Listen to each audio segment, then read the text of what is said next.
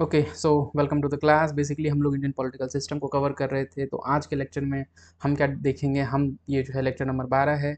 आप देखेंगे इससे पहले 11 लेक्चर तक हमने जो है सुप्रीम कोर्ट और उसके बाद हाई कोर्ट कवर किया था। तो इससे पहला वाला लेक्चर जो है वो हाई कोर्ट का है। तो हमने एक कंप्लीट प्लेलिस्ट तैयार कर दी है। अब इसमें हम कुछ ऐसे टॉपिक्स ऐड करेंगे जो कि करंट के हिसाब से बहुत इंपॉर्टेंट है। ठीक है, तो आज के लेक्चर में जैसे हम जानेंगे कि अगर आप देखेंगे इंडियन पॉलिटिकल सिनेरियो को देखेंगे तो आपको क्या नजर आएगा। आपको यहाँ पे नजर आएगा दो तरह की पॉलिटिकल पार्टीज। ठीक है, तो ये जो दो पॉलिटिकल पार्टीज आपको दिखेगी, क्योंकि इंडिया एक मल्टी पार्टी कंट्री है, बट यहाँ पर क्या है, आपको डोमिनेंसी दिखेगी दो मेन पार्टीज की। बाकी कई और भी छोटी छोटी पार्टियां हैं, या फिर आप कह सकते हैं रीजनल पार्टीज हैं, स्टेट पार्टीज हैं, इवन नेशनल पार्टीज भी है, पर उनका इम्पैक्ट जो है इतना ज़्यादा नहीं है जितना इन दोनों पार्टीज का है। तो आज के लेक्चर में हम बेसिकली एक कॉम्परेटिव एनालिसिस करेंगे कांग्रेस और बीजेपी की। ठीक है, तो लेट्स स्टार्ट। अगर आप बात करेंगे आज के लेक्चर की तो आप देखिए इसमें क्या है। जैसे सबसे पहली चीज़ तो है ओरिजिन आइडियोलॉजीज़ की हम बात करते हैं। अगर आप ओरिजिन की बात करेंगे तो एक तरफ तो हमारा इंडियन नेशनल कांग्रेस है और दूसरी तरफ हमारी क्या है, बीजेपी है। ठीक है, तो इंडियन नेशनल कांग्रेस का जो है गठन कब हुआ है, 1885 में हुआ है। तो ये जो है ये टाइम था, कब का टाइम है, ये कॉलोनियल इंडिया का टाइम था। तो यहाँ पर सिर्फ भारतीयों ही नहीं बल्कि इवन कुछ अंग्रेज सिविल सर्विस ऑफिसर्स रिटायर्ड थे। ठीक है, तो उन लोगों के सपोर्ट से, जैसे इनके जो है फाउंडर माने जाते हैं ए ओ ह्यूम। ठीक है, उसके बाद कई लोग इनके साथ और थे। ठीक है, विलियम वेडरबर्न थे। ठीक है, पहली जो मीटिंग होती है उनके जो है प्रेसिडेंट आप कह सकते हैं डब्ल्यू सी बनर्जी थे, दादा भाई नौरोजी वगैरह थे। तो इन लोगों ने मिलकर इंडियन नेशनल कांग्रेस की स्थापना की थी, कब, 1885। तो आप हिस्टोरिकल पर्सपेक्टिव से देखें तो this is one of the earliest party of India. ठीक है, जो कि एक नेशनल लेवल पे काम कर रही थी। तो ये जो है हमारी ऐतिहासिक रूप से भारत का एक सबसे पुरानी पार्टी है। ठीक है, अब इनका क्या काम था। ठीक है, तो आप देखेंगे कि इन्होंने पूरे फ्रीडम मूवमेंट को जो है वो लेड किया है। ठीक है, जो भारत, हम भारतीयों की जो कॉलोनियल पावर इंग्लैंड से, ठीक है, ब्रिटेन से जो हमने आज़ादी पाई है, उसमें एक बहुत बड़ा रोल था इनका, इंडियन नेशनल कांग्रेस का। ठीक है, तो एक जो है आप देखेंगे कि एक स्टेप बाय स्टेप, और आप कह सकते हैं कि आप अगर आपने हिस्ट्री पढ़ी होगी, मॉडर्न हिस्ट्री पढ़ी होगी, तो आपने देखा होगा कि एक फेज़ है। ठीक है, मॉडरेट्स का, फिर एक्सट्रीमिस्ट का, फिर जो है उसको गांधी लेड करते हैं, गांधी के बाद फिर नेहरू आते हैं। तो इस तरीके से जो है इंडियन नेशनल कांग्रेस ने भारत की आज़ादी, ठीक है, भारत की आज़ादी के आंदोलन में एक बहुत बड़ी भागीदारी निभाई है। और दूसरी चीज़ क्या है, ये स्टूड करती है किन चीज़ों के लिए, सेकुलरिज्म। ठीक है, धर्मनिरपेक्षता। ये किसी एक धर्म को जो है वो डिनोट नहीं करती है। ठीक है, किसी एक पार्टिकुलर धर्म से इसका कोई रिलेशन नहीं है। और साथ ही साथ ये समाजवाद की तरफ जाती है। समाजवाद का क्या मतलब होता है, सोशलिज्म का मतलब होता है जब आप देश को एक समाज की तरह देखते हैं, सभी व्यक्ति को समान अधिकार प्रदान करते हैं, सभी व्यक्तियों को समान अवसर प्रदान करते हैं, तो दैट इज़ द सोशलिज्म। ठीक है, और साथ ही साथ स्ट्रॉन्ग वेलफेयर स्टेट की जो ये कल्पना करते हैं। स्ट्रॉन्ग वेलफेयर स्टेट का क्या मतलब है, ठीक है, हितकारी समाज, हितकारी राज्य, लोक कल्याणकारी। और ठीक है, तो वेलफेयर स्टेट का क्या काम होता है, वेलफेयर स्टेट का काम होता है, ये राज्य का यहाँ पर काम है कि लोगों को जो चीज़ें सुविधाएं उपलब्ध नहीं है, ठीक है, तो लोगों को सुरक्षा सुविधाएं वो जो है क्या उपलब्ध कराएंगे, मुहैया कराएंगे। This is also one of the main themes of socialism. ठीक है, समाजवाद का एक, ये आप कह सकते हैं कि एक आधार आधार है। जब हम बीजेपी के बारे में बात करेंगे तो बीजेपी का जो है गठन जो है 1980 में हुआ है। ठीक है, दो नाम यहाँ पर बहुत इंपॉर्टेंट है जो इनके फाउंडर्स हैं, जो इनके गठन से जाने जाते हैं। ठीक है, एक तो है अपने अटल जी, ठीक है, और दूसरे हैं आडवाणी साहब। ठीक है, तो ये दोनों नाम इंपॉर्टेंट है। लेकिन अगर आप देखेंगे ना तो सिर्फ बीजेपी जो है 1980 में ये बना नहीं था। ठीक है, जनसंघ जो है इसका प्रिकर्सर है, मतलब जनसंघ इससे पहले पार्टी थी। ठीक है, आप देखेंगे कि नाम भी काफ़ी मिलता जुलता है, भारतीय जनता पार्टी। ठीक है, तो कहीं ना कहीं इसका प्रीडिसेसर जो है जनसंघ माना जाता है। और ठीक आप इससे पहले भी जाएंगे ना, तो इससे पहले भी जब हम आज़ादी की लड़ाई लड़ रहे थे, जब इंडियन नेशनल कांग्रेस था, तो वहाँ पर भी, ठीक है, सावरकर और इनके आइडियोलॉजी से मिलते जुलते आरएसएस वगैरह थे, जो कि कहीं ना कहीं एक राइट विंग आइडियोलॉजी जो है वो भारत में आपको जो देखने को मिलेगा। तो ये जो है कहीं ना कहीं एक प्रिकर्सर की तरीके से यहाँ पर काम किया है। ठीक है, अगर आप बेसिकली, मैं एक छोटी सी चीज़ यहाँ पे आपको समझाना चाहूँगा। जैसे अगर आप एक सिंपल सा डायग्राम के थ्रू आप आइडियोलॉजी को देखने की कोशिश करेंगे ना, तो सपोज दिस इज सेंटर। ठीक है, C for centre, this is left and this is our right. ठीक है, तो कांग्रेस जो है अपने आप को सेंट्रल की पार्टी मानती है कि भाई हम ना तो लेफ्ट में है ना राइट में है। ठीक है, मैं एक ओवरऑल चीज़ें बता रहा हूँ आपको। ठीक है, अगर आप फार लेफ्ट में चले जाएंगे तो यहाँ पर आपको कम्युनिज्म मिल जाएगा। ठीक है, या कम्युनिस्ट्स मिल जाएंगे और फार राइट में चले जाएंगे तो यहाँ आपको वो पार्टी मिलेगी जो कि बिल्कुल राइट में है। बीजेपी समहाउ लाइज हियर, बाकी आरएसएस है, विश्व हिंदू परिषद, ये इस तरफ मतलब फार राइट की तरफ आपको मूव करते हुए नजर आएंगे। ठीक है, तो इस तरीके से आप जो एक आइडियोलॉजिकल सीरीज में देख सकते हैं कि पार्टी जो है किस तरीके से वो करती है। तो बीजेपी जो है, बीजेपी जब उसका गठन हुआ 1980 में, तो इनके प्रेडिसर्स हैं, हमने बात की आरएसएस की, हमने जनसंघ की बात की। ठीक है, तो ये कुछ ऐसे नाम थे, श्यामा प्रसाद मुखर्जी का नाम आता है, दीनदयाल उपाध्याय जी का नाम आता है। ठीक है, तो इनको जो है आप देखेंगे कि इनकी जो है मेन, अगर आप आइडियोलॉजी देखेंगे तो वो था हिंदू महासभा का, जहाँ पर कौन थे, सावरकर थे। सावरकर ने क्या है, हिंदुत्व, ठीक है, हिंदुत्व के बारे में जो है वो डिस्कस किया था। सावरकर पे हमने 2 लेक्चर और लिया है इंडियन पॉलिटिकल थिंकर्स में, आप वो जाके देख सकते हैं। ठीक है, तो उन्होंने हिंदुत्व की जो है वो जो है भावना निहित की, लोगों के अंदर हिंदुत्व जगाया। और हिंदुत्व सिर्फ एक हिंदू कास्ट कम्युनिटी से नहीं था, वो हमने काफ़ी डिटेल में सावरकर वाले लेक्चर में डिस्कस किया है। वो जो है एक क्या है, टेरिटोरियल जोग्राफिकल लैंड की बात करते हैं। ठीक है, जो कहाँ से, सिंधु से लेके श्रीलंका, मतलब बिफोर श्रीलंका, ठीक है, सिंधु नदी से लेकर श्रीलंका तक, ये पूरा जो है टेरिटरी जोग्राफी जो है वो हिंद राष्ट्र जो आप कह सकते हैं हिंदुत्व, ठीक है, वो उसकी परिकल्पना करते हैं। ठीक है, तो कहीं ना कहीं आप देखेंगे कि बीजेपी, मैंने कहा कि ये प्रीकर्सर्स रहे हैं। ठीक है, इनकी आइडियोलॉजी जो है बीजेपी की कहीं ना कहीं इन्हीं चीज़ों से जो है आई है। तो हिंदुत्व है, फिर नेशनलिज्म का कॉन्सेप्ट आता है, राष्ट्रवाद का आता है, और स्पेशली मार्केट ओरिएंटेड इकोनॉमी बहुत इंपॉर्टेंट है। क्योंकि देखिए, अब जब हमने यहाँ पर ये दो जो है यहाँ पे बात की थी, तो आप देखेंगे जो राइट विंग पार्टीज है ना, इनका जो है कहीं ना कहीं एक कैपिटलिज्म का अप्रोच होता है। ठीक है, पूंजीवादी। तो पूंजीवादी क्या करते हैं, ये मार्केट फोर्सेस पे डिपेंड करते हैं। ठीक है, मार्केट लेड इकोनॉमी की बात करेंगे। ठीक है, जब अमेरिका में आप देखेंगे कि वहाँ भी 2 तरह की पार्टी आपको दिखेगी, ब्रिटेन में भी दिखेगी। तो वन इज, जैसे अभी रिपब्लिकन है, रिपब्लिकन क्या है, जो ट्रम्प की पार्टी है, वो क्या है, कैपिटलिज्म है। और इससे पहले कौन थे, जो बाइडेन थे, तो बाइडेन क्या है, ठीक है, तो डेमोक्रेटिक है। डेमोक्रेटिक वो क्या है, वो कहीं ना कहीं सोशलिज्म की तरफ है। ठीक है, तो ये एक डिफरेंस होता है कि पार्टी आने से, जो भी पार्टी जो भी आइडियोलॉजी को वो फॉलो करते हैं, जब वो रूल करेंगे तो वो उस चीज़ को क्या है, उसको ज़्यादा प्रभावी रूप से सबके सामने लाते हैं। ठीक है, तो ये जो है चीज़ें आपको भारतीय जनता पार्टी में देखने को मिलेगी। अगर हम प्रोमिनेंट फिगर्स की बात करें तो सबसे पहले इंडियन नेशनल कांग्रेस की बात करते हैं, फिर हम बीजेपी की बात करेंगे। तो इंडियन नेशनल कांग्रेस में आपको प्रोमिनेंट फिगर दिखेंगे। ठीक है, वैसे हमने पहले कहा कि ये फाउंडर्स नहीं है, प्रोमिनेंट फिगर इसलिए हम मानते हैं क्योंकि इनका कार्यकाल एक जो है ना वो हमें दिखता है। जैसे जब गांधी साउथ अफ्रीका से आते हैं तो उन्होंने भारतीय जो आंदोलन है, आज़ादी के आंदोलन थे, इंडियन फ्रीडम स्ट्रगल को, उनको लीड कर रहे थे। कब से, 1917 से। ठीक है, तो 1947 से लेकर 1947 तक इनका जो है बड़ा इम्पैक्ट रहा है गांधी बाबा का। और ठीक उसके बाद जो है, उसके बाद एक और प्रोमिनेंट फिगर है, वो है नेहरू जी। ठीक है, तो जब गांधी का इन्फ्लुएंस थोड़ा सा कम हो गया इंडियन नेशनल कांग्रेस पे, फिर आते हैं नेहरू जी। और नेहरू जी वैसे व्यक्ति थे जो कि आज़ादी से पहले भी भारत को लीड कर रहे थे, और आज़ादी के बाद भी जो है, कब तक, 1964 तक। ठीक है, 47 से 64 तक इन्होंने लीड किया। ठीक है, इसके बाद इंदिरा गांधी का भी टाइम आता है। ठीक है, तो वो भी हम लोग देखेंगे। तो ये कुछ जो है प्रोमिनेंट फिगर्स आपको देखने को मिलेंगे। यहाँ पर एक इंटरेस्टिंग फैक्ट है, वो मैं शेयर करूँगा आपसे। गांधी जी क्या कहते थे, गांधी जी ने कहा था नेहरू से कि जब भारत आज़ाद हो गया है 1947 में, तो आप डिसमेंटल कर दो इंडियन नेशनल कांग्रेस को। क्यों, क्योंकि इंडियन नेशनल कांग्रेस का लक्ष्य क्या था, लक्ष्य था कि भारत की आज़ादी को प्राप्त करना। तो वो लक्ष्य जो है हमने प्राप्त कर लिया है, तो हमें इस पार्टी को यहीं पर डिसमेंटल कर देना चाहिए, क्योंकि इसका जो है लक्ष्य प्राप्ति हो गया है। आप एक कोई नई पार्टी बना लो। लेकिन शायद नेहरू को ये बात पसंद नहीं आई होगी, या बाकी के जो भी मेंबर रहे होंगे उनको ये पसंद नहीं आई होगी, तो उन्होंने वो पार्टी को कंटिन्यू किया। ठीक है, उस लिगेसी के साथ, हिस्टोरिकल लिगेसी, क्योंकि हमने कहा कि आज़ादी की लड़ाई में एक अग्रगण्य भूमिका निभा रहे थे इंडियन नेशनल कांग्रेस और उनके लीडर्स। तो उन्होंने उस लिगेसी को क्या किया, कंटिन्यू कर लिया। गांधी इसके पक्ष में नहीं थे। ठीक है, तो ये जो है, आप वही पार्टी जो है आपको दिखेगी। ऑल्दो अभी ये जो पार्टी हम 1947 से पहले देख रहे थे और जो आज पार्टी है उसमें बहुत डिफरेंस है। ठीक है, लेकिन इन दिस निमोनिक टर्म्स, ठीक है, नाम के अगर आप ऊपर जाएंगे तो this is the same party what we are seeing today. ठीक है, वहीं पर जब आप बीजेपी की बात करेंगे तो हमने इससे पहले 2 नाम लिए थे, आडवाणी जी और अटल जी का। ठीक है, तो ये अगर फाउंडर है, ठीक है, फाउंडर है, पर आपको इनके साथ कुछ और नाम याद रखना है, जैसे दीनदयाल उपाध्याय जी हैं। ठीक है, ठीक है, हमने कहा कि जनसंघ, हमने जनसंघ की बात की कि ये प्रीडेसर्स थे, जनसंघ ही बाद में जाके जनता पार्टी, भारतीय जनता पार्टी बनी है। ठीक है, और क्या, हमने और कई नाम लिया, आरएसएस का नाम लिया हमने। ठीक है, और हमने सावरकर का नाम लिया।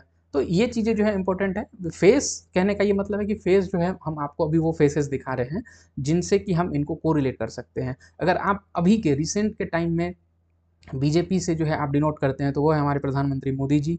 ठीक है, और अमित शाह वगैरह को आप अभी प्रोमिनेंट फिगर के रूप में आप देख सकते हैं। वहीं पर इंडियन नेशनल कांग्रेस जो है वो कहीं ना कहीं सोनिया गांधी और राहुल गांधी जो है वो एक अभी करंट के फेज में आप उनको देख सकते हैं। ठीक है, इकोनॉमिक पॉलिसीज देखते हैं कि इनकी आर्थिक जो है वो कैसी रही हैं। देखिए, तो पहली जो है, हम जो कांग्रेस पार्टी डिस्कस कर रहे थे, अब हम जो है 1947 के बाद आ जाते हैं, क्योंकि उससे पहले ब्रिटेन का था, तो जो भी रूल था तो उसमें बहुत ज़्यादा इन लोगों ने काम किया नहीं या कर नहीं पाए, क्योंकि we are under a foreign rule. लेकिन 47 के बाद अगर आप देखेंगे तो बेसिकली सबसे पहला काम क्या किया था, हमने कहा कि सोशलिज्म था, तो कहीं ना कहीं ये स्टेट लेड ग्रोथ था। ठीक है, जिसमें आपको देखने को मिलेगा नेशनलाइजेशन, नेशनलाइजेशन ऑफ बैंक्स। ठीक है, तो नेशनलाइजेशन देखने को मिलेगा, और क्या, पब्लिक वेलफेयर स्कीम्स। ठीक है, जैसे एमजी नरेगा, और क्या, high variety seeds, green revolution वगैरह चीज़ें थी।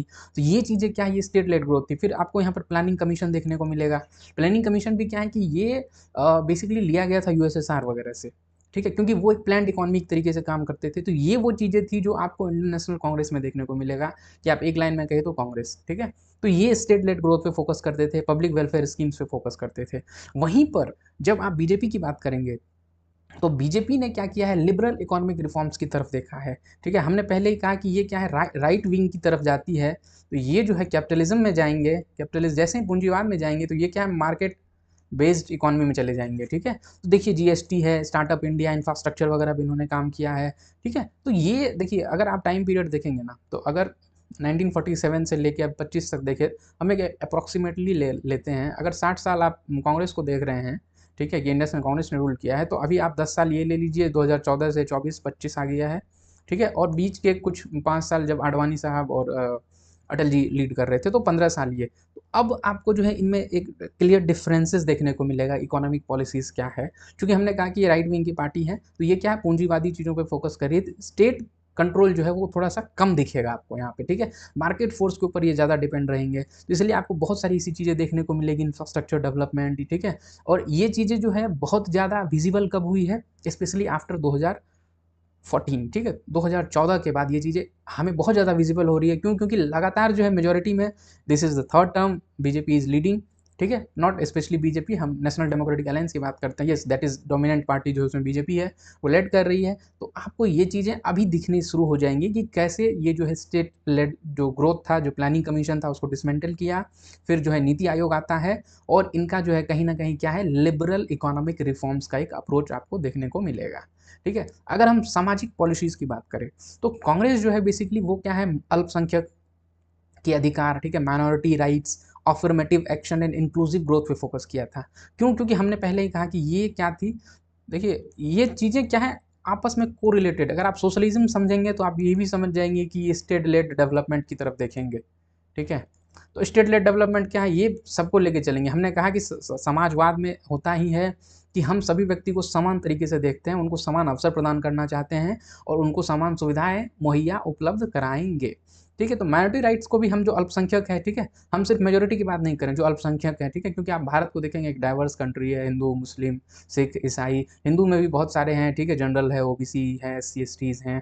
ठीक है, EWS अभी आ गया है, तो कई चीज़ें आपको देखने को मिलेगी। तो इनका फोकस था कि माइनॉरिटी राइट्स जो है, अल्पसंख्यक को भी अधिकार मिलना चाहिए, वो प्रॉपर जो है उनका ग्रोथ होना चाहिए। अफर्मेटिव एक्शन का मतलब होता है जब आप कुछ निश्चयात्मक कुछ डिसीजंस देते हैं, जैसे इसका एक एग्जांपल है रिजर्वेशन।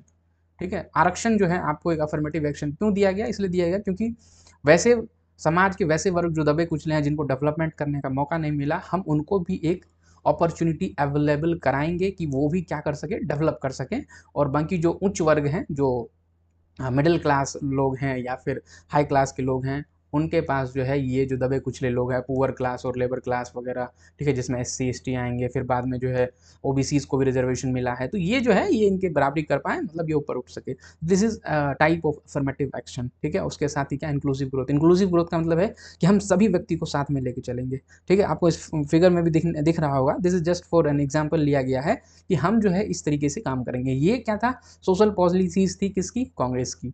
जब आप बीजेपी की बात करेंगे, तो बीजेपी का फोकस कहाँ पे रहा है, कल्चरल नेशनलिज्म की तरफ रहा है। ठीक है, और जैसे कल्चरल नेशनलिज्म का मतलब ये है कि हमने पहले ही कहा कि क्या है, ये राष्ट्रवाद को फोकस करता है। तो ये जो है लोगों में एक राष्ट्रवाद की भावना जगाती है। ठीक है, कि India, India is my country. ठीक है, तो कहीं ना कहीं आप देखेंगे कि ये चीज़ें जो है इनके आइडियोलॉजी से आया है। ठीक है। अब इसके साथ साथ क्या है, इन्होंने कहाँ फोकस किया है, रूरल अपलिफ्टमेंट। ठीक है, अटल जी की एक बहुत ही फेमस स्कीम है प्रधानमंत्री ग्राम सड़क योजना। ठीक है, बहुत फेमस स्कीम है, जब जहाँ पे इन्होंने कहा था कि हम क्या है जो ये सड़कें जो है वो बनाएंगे और बिल्कुल सुदूर क्षेत्रों तक हम जो है उनको जोड़ देंगे। ठीक है, ठीक है, और उसमें कई सारी जो है गोल्डन ट्राइलेटरल वगैरह था, गोल्डन क्वाड्रिलेटरल स्कीम्स वगैरह थी, कई सारी चीज़ें तो इसमें आई है। तो आप देखेंगे कि कहीं ना कहीं इनका ये भी फोकस रहा है कि रूरल अपलिफ्टमेंट। ठीक है, गरीब मतलब जो ग्रामीण क्षेत्र है उनको कैसे जो है बढ़ावा देंगे, और वुमेन एम्पावरमेंट। ठीक है, इसमें आपको दिखेगा उज्ज्वला योजना दिखेगा आपको। ठीक है, उज्ज्वला योजना दिखेगा, और भी इस तरह की कई सारी स्कीम्स जो आपको दिखेगी। ठीक है, तो ये चीज़ें क्या है, ये आपको प्रोमिनेंट दिखेगी सोशल पॉलिसीज कहाँ पर, बीजेपी में। ठीक है, अगर हम फॉरेन पॉलिसी की बात करेंगे तो जो कांग्रेस का टाइम था, ठीक है, कांग्रेस ने यूएन पे बहुत ज़्यादा जो है फेथ किया था, बिलीव किया था यूनाइटेड नेशन पे। और देखिए एक्चुअली हुआ ये है कि हमने कहा कि 1947 में हम आज़ाद हुए और 1946 में यूनाइटेड नेशन का गठन हुआ था। तो कहीं ना कहीं हम जो है उसके जो है आप कह सकते हैं कि फाउंडिंग मेंबर्स में थे। ठीक है, तो हम वैसे व्यक्ति थे उस टाइम पे जो जिन्होंने कि यूएन पे भरोसा किया था। तो हमारा जो है अप्रोच जो है ना वो क्या हो जाता है, डिप्लोमेटिक हो गया था। तो हम कहीं न कहीं हम चाहते थे कि हम चीज़ों को एक्सलेट नहीं करें, हम चीज़ों को जो है एक पावर टसल वॉर के बीच में नहीं लाएँ, हम जो क्या है डिप्लोमेसी के थ्रू, हम बैठक के थ्रू, हम बातचीत के थ्रू मुद्दों को सुलझाएँगे। ठीक है? जो कि आगे चल के बहुत ज़्यादा सफल नहीं हुआ है। ठीक है? तो इसका जो है प्राइम एग्ज़ाम्पल देखने को मिला था हमें 1964 में 62 में बेसिकली जो इंडिया चाइना वॉर होता है। ठीक है? तो आप देखेंगे कि फॉरेन पॉलिसी जो है कहीं न कहीं हमारी उस समय क्या थी, डिप्लोमेटिक थी। और one more thing most important आ रहा है यहाँ पे, नॉन अलाइन्ड मूवमेंट। ठीक है, हमने कहा था कि हम किसी भी तरफ अपने आप को अटैच नहीं करते हैं, ना तो हम मतलब कैपिटलिज्म की तरफ है, ना हम कम्युनिज्म की तरफ हैं। ठीक है, तो हम नॉन अलाइन्ड मूवमेंट की तरफ थे। तो ये जो है कांग्रेस की एक फॉरेन पॉलिसी रही थी कि वो नाम और डिप्लोमेटिक उस पर भरोसा करते थे। जब आप बीजेपी की तरफ आएंगे तो बीजेपी ने मोर असर्टिव ग्लोबल स्टांस लिया है। कहने का मतलब है बीजेपी जो है ना, बीजेपी ने खुलकर आप देखेंगे कि उन्होंने जो है एनएएम को, जो नॉन अलाइन मूवमेंट था उसको क्रॉस कर दिया। ठीक है, मतलब लिटरल सेंस में आप देखें तो उन्होंने कहा कि हम यूएस के साथ भी अच्छे संबंध बनाएंगे, हम रशिया के साथ भी बेहतर संबंध बनाएंगे। ठीक है, तो इन्होंने क्या किया, बायलेटरल टाइज, ठीक है, मल्टीलेटरल टाइज, आप ब्रिक्स देख रहे होंगे। ठीक है, क्वाड वगैरह है, कई सारी ऑर्गेनाइजेशन आपको दिखेंगी। ठीक है, इंटरनेशनल ऑर्गेनाइजेशन वो इस तरीके से काम कर रही है, क्योंकि हमने क्या किया है, हमने यहाँ पर सोल पर्पस दिया है कि हम जो है डिप्लोमेटिक तरीके से नहीं जाएंगे। ठीक है, तो आपको एक एजर्शन दिखेगा, मतलब कहीं ना कहीं आपको दिखेगा कि एक आप देखेंगे कि उसको आप कह सकते हैं इन लिटरल टर्म, डिसीजन लेने में जो है काफ़ी ज़्यादा जो है स्ट्रांगनेस आया है। ठीक है, डिसीजन जो है काफ़ी स्ट्रांग डिसीजंस ले रहे हैं सरकार, स्पेशली 2014 के बाद। तो इसमें क्या है, हमने कहा कि भाई डिफेंस मॉडर्नाइजेशन करेंगे, मेक इन इंडिया वगैरह पे फोकस करेंगे। तो ये क्या है, बेसिकली आप देखेंगे कि ये एक शिफ्ट था जहाँ पर हम बातचीत, बैठक और इनमें भरोसा कर रहे थे। यहाँ पर हमने जो है एक्शन ओरिएंटेड चीज़ों पे फोकस किया है। ठीक है, अब देखेंगे कि इससे पहले भी जैसे हमारे पड़ोसी मुल्क हैं, तो हमने जो है वहाँ पर भी ज़बरदस्त एक्शन लिया है। ठीक है, आप अभी रिसेंट में भी जो है आपने देखा था कि किस तरीके से जो है बीजेपी की गवर्नमेंट, जो एनडीए की गवर्नमेंट थी, उन्होंने उसको टैकल किया उस सिचुएशन को। तो आप देखेंगे कि असर्टिव ग्लोबल स्टांस जो है वो देखने को मिला है, कहाँ से, डिप्लोमेसी से नॉन अलाइनमेंट की तरफ जो हम पहले चले गए थे। ठीक है, अगर गवर्नेंस के स्टाइल में आप देखेंगे तो जहाँ पर जो आपकी इंडियन नेशनल कांग्रेस थी वो कोलिशन और कंसेंसस पे काम कर रही थी। ठीक है, स्पेशली जब आप यूपीए 1 और 2 की बात करेंगे ना, ठीक है, यूपीए 1 और 2 क्या है, ये कोलिशन गवर्नमेंट की तरीके से थी। तो इनको जो है ये रहता था कि हमारे जितने भी स्टेक होल्डर्स हैं, ठीक है, जितने भी लोग शामिल हो रहे हैं हमारी पार्टी में, हम उनको सबको लेके चलेंगे। तो अब इससे क्या होता था कि कहीं ना कहीं रिफॉर्म्स जो है, जो डिसीजन लेने की क्षमता है वो क्या है, स्लो हो जाती है, लेकिन क्या है, अकोमोडेटिव होगी। क्योंकि हम हर व्यक्ति की बात सुन रहे हैं, हर व्यक्ति को मतलब हम खुश करना चाह रहे हैं। ठीक है, हम हर व्यक्ति को चाह रहे हैं कि कोई व्यक्ति नाराज ना हो, क्योंकि स्टेक होल्डर्स काफ़ी ज़्यादा है। ठीक है, तो कोलिशन गवर्नमेंट में ये था कि कांग्रेस जो है कोलिशन और कंसेंसस के थ्रू काम कर रही थी, इसलिए रिफॉर्म्स जो है वो स्लोअर थे। लेकिन वहीं पर जब आप बीजेपी को देखेंगे, बीजेपी में कहीं ना कहीं आपको सेंट्रलाइजेशन ऑफ पावर दिखेगा। ठीक है, कहीं ना कहीं जो डिसीजन मेकिंग है ना वो स्विफ्ट है। स्विफ्ट इसलिए है क्योंकि वो कंसेंसस वगैरह पे बहुत ज़्यादा फोकस नहीं करते हैं। ठीक है, तो आप देखेंगे कि डिसीजन स्विफ्ट है कि अगर हमें हम वॉर में हैं, हमें डिसीजन लेना है कि हमें क्या करना है, वी नीड मतलब स्विफ्ट डिसीजन। ठीक है, अभी उसका फ़ायदा नुकसान क्या है वो बाद की बात है। पर इन चीज़ों में क्या है कि जो बीजेपी की है, स्पेशली मैं बीजेपी उस बीजेपी की बात कर रहा हूँ तो 2014 से अभी तक है कंटिन्यू। तो BJP under Modi that has a centralised power, ठीक है। तो आप 2 नाम इसमें देखेंगे, अमित शाह और जो कि अभी हमारे होम मिनिस्टर हैं, और नरेंद्र मोदी जी हमारे प्रधानमंत्री, ठीक है। तो ये जो है कहीं न कहीं आपको दिखेंगे कि स्विफ्ट डिसीजन मेकिंग जो है वो आपको देखने को मिलेगा, और साथ ही साथ अब लेकिन यहाँ पर एक सवाल ये भी हो जाता है कि ये डेमोक्रेटिक चेक्स एंड बैलेंस पे भी क्वेश्चन उठाते हैं। क्यों? क्योंकि क्या है कि जब आप स्विफ्ट डिसीजन ले रहे हैं, आप कोलिशन और कंसेशंस में भरोसा नहीं कर रहे हैं, तो आपका डिसीजन किस तरीके से जा रहा है, पॉजिटिव में, नेगेटिव में, वो जो है एक सवालिया निशान जो है वो आ सकता है। अगर आप क्रिटिसिज़्म्स की बात करेंगे, तो कांग्रेस को जो है बहुत ज़्यादा झेलना पड़ा था, वो क्या था, अब जो एंड का कांग्रेस है, खासकर यूपीए 2 वाला जो कांग्रेस था, उसमें आपको स्कैम्स की भरमार देखने को मिलेगी, ठीक है? करप्शन और पॉलिसी पैरालिसिस देखने को मिलेगा, ढंग से कोई पॉलिसी नहीं आ रही थी। क्यों? क्योंकि क्या है, करप्शन बहुत ज़्यादा था, कोलिशन गवर्नमेंट थी, स्टेक होल्डर्स इतने ज़्यादा थे कि ये डिसीजन लेने में सक्षम नहीं हो पाते थे। अच्छे-अच्छे जो है जैसे जीएसटी वगैरह उस टाइम पास होना था पर हो नहीं पाया, ठीक है? तो एक्स वाई जेड बहुत सारे ऐसे फैक्टर्स थे, तो वो आपको देखने को मिलेगा स्कैम्स और पॉलिसी पैरालिसिस में। वहीं पर अगर आप बीजेपी में देखेंगे तो बीजेपी में का क्रिटिसिज्म और चैलेंजेस कहाँ पर होता है, मेजॉरिटेरियनिज्म को लेके होता है। मेजॉरिटेरियन का मतलब होता है कि जब आप बहुसंख्यकवाद, ठीक है? जैसे फॉर एन एग्जांपल कोई एक जो कि अभी भारत में जो बहुसंख्यक है, ठीक है? आप उसके बारे में ज़्यादा देखते हैं, उसके हितों के बारे में ज़्यादा सोचते हैं। तो दिस इज़ व्हाट बहुसंख्यकवाद, मेजॉरिटेरियनिज्म, ठीक है? उसके बाद है मीडिया कंट्रोल। मीडिया कंट्रोल का मतलब है कि अभी आप देखेंगे कि आप बड़ा फेमस सा नाम हो गया है कि जो है गोदी मीडिया, ये मीडिया, वो मीडिया, ठीक है? X, Y, Z. तो ये चीज़ें क्या है, कहीं न कहीं ये चीज़ें जो है क्रिटिसिज़्म और चैलेंजेस जो है वो बीजेपी फेस कर रही है, मीडिया कंट्रोल और one of the most stifling dissent. मतलब इनको ये कहना है कि अगर कोई व्यक्ति असहमत है, तो जो है उसके जो है डिसेंट को, उसके विचार को दबा दिया जा रहा है, ठीक है? तो ये कुछ क्रिटिसिज़्म और चैलेंज जो है वो आप बीजेपी के साथ देख सकते हैं। और अब इससे हमें क्या समझते हैं एज़ अ वोटर, अगर आप देखेंगे हमने एक लॉन्ग हिस्ट्री की बात की, स्पेशली हमने 1947 के बाद हमने ये ज़्यादा देखा, ठीक है? तो वो एक नेहरू का टाइम था, फिर जो है इंदिरा आती है, उसमें रजनी कुठारी की बड़ी फेमस सी है, उसको हम लोग बोलते हैं कांग्रेस कांग्रेशनल डोमिनेंसी बोलते हैं, ठीक है? तो वो जो है एक देखिएगा आपको कांग्रेशनल डोमिनेंसी, कांग्रेस की डोमिनेंसी दिखने, लेकिन फिर धीरे-धीरे क्या है, जैसे ही कोalition फॉर्म्स ऑफ गवर्नमेंट आता है, regional parties, local parties, state party जो है प्रोमिनेंट होती है, तो फिर वो कांग्रेस की जो डोमिनेंसी जो वो आपको खत्म होते दिखेगी। और फिर उसके बाद रिसेंट का टाइम है, स्पेशली आफ्टर 1980s, 1990s, ठीक है? बीजेपी जो है एक बहुत बड़े मेजॉरिटी के साथ, बहुत ही ज़्यादा आप कह सकते हैं कि एक बेस के साथ तैयार होती है धीरे-धीरे, और जो है उसका रिज़ल्ट आपको देखने को मिलेगा 2014 के बाद, ठीक है? Specially after 2014। उससे पहले भी गवर्नमेंट रही थी अटल जी और आडवाणी जी की, लेकिन वो भी कहीं न कहीं एक कोalition गवर्नमेंट के तरीके से ही काम कर रही थी। तो एज़ अ वोटर क्या है, आपको ये डिसाइड करना है कि आप किस आइडियोलॉजी में बिलीव करते हो? कौन-सी पार्टी, जो हमने अभी 2 पार्टी डिस्कस की, कौन-सी पार्टी आप अपने आप को कनेक्ट करते हो? आपको लगता है कि ये मैं इस पार्टी के साथ ज़्यादा कनेक्ट कर रहा हूँ, ठीक है? या ये मेरे विचारों से ज़्यादा, मैं इस पार्टी के विचारों से, इस पार्टी के काम से, क्रियाकलाप से ज़्यादा सहमत हूँ। तो एज़ अ वोटर आप उसको चुन सकते हैं, ठीक है? ये आपका कर्तव्य है, आपका मौलिक कर्तव्य है कि आप जो है उसी व्यक्ति को चुनें जो कि आपके आइडियाज़ से मैच करते हो, ठीक है? जिनके आइडियाज़ को आप खुद फॉलो करते हो, ठीक है? अगर हम समराइज़ करें तो हम देखेंगे कि जैसे हमने देखा कि हमने एक लॉन्ग हिस्ट्री देखी, तो इंडिया क्या है, basically one India is like one of the largest democracy, ठीक है? क्योंकि हम डेमोक्रेटिक इंस्टीट्यूशन 1947 से लेके अभी तक हमने जो है, आपने देखा होगा कि मतलब जो भी आप हिस्ट्री देखेंगे तो हमने देखेंगे हमने अपने डेमोक्रेसी को कैसे सर्वाइव किया है। तो एज़ अ वोटर जो है ये आपका अधिकार है कि आप एक पार्टी को देखें, ठीक है? तो अब पार्टी को चुनें, तो आप देखिए, पार्टी चुनने का मतलब ये नहीं है कि सिर्फ़ एक पार्टी को चुन रहे हैं। अगर आप कांग्रेस को वोट करें, अगर आप बीजेपी को वोट करें, आप आम आदमी पार्टी है, ठीक है? बीएसपी है, सपा है, बहुत सारी पार्टी है। सिर्फ़ आप किसी एक पार्टी को वोट नहीं करते हो, आप एक रास्ता चुनते हो। क्यों? क्योंकि हर पार्टी ने एक इंडिया का फ्यूचर देखा है, ठीक है? जब मैं कांग्रेस की बात कर रहा हूँ, तो कांग्रेस ने एक अलग फ्यूचर देखा है। जब मैं बीजेपी की बात करूँगा, तो बीजेपी ने एक अलग फ्यूचर देखा है। तो जब आप भविष्य की बात करते हैं, क्योंकि आप चुन रहे हैं आज, लेकिन वो 5 साल तक वही पार्टी रहेगी।